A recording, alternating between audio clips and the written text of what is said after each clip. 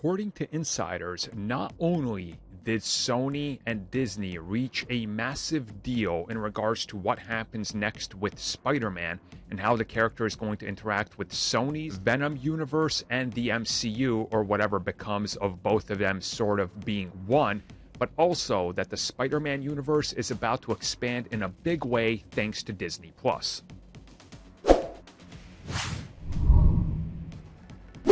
So I don't think this is anything new if you guys have been following us for a while. I talked about this when Disney secured the rights to Venom 2 streaming and certain other things that were happening. I said I talked to somebody that directly told me that Disney and Sony reached a deal in regards to Spider-Man that would allow them to develop multiple projects and help one another and expand the Spider-Man world that's been built upon in the MCU.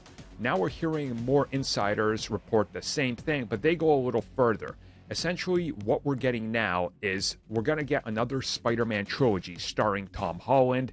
He's going to be showing up in some of those other Sony films, with, of course, Marvel Studios lending a hand in helping those get off the ground and how they connect to everything, but also going a step further.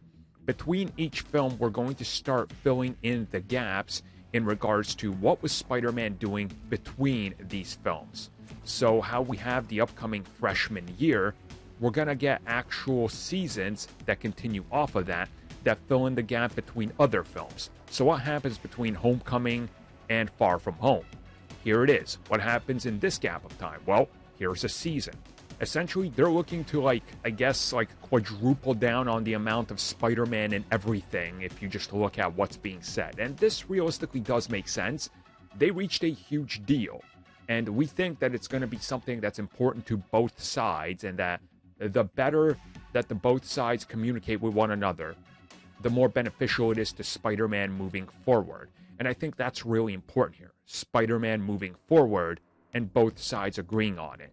Because the more that you get of Spider-Man in the MCU acknowledging those Sony characters in the films they're making, the more it helps them, and the more Sony can then have a bargaining chip, along with Disney also having a bargaining chip to go, hey, can we do this? You do that. We'll borrow this. You can borrow this, and back and forth. And we're certainly seeing a little bit of that already with the latest entry in Spider-Man and what's going to be happening and how they move on from that.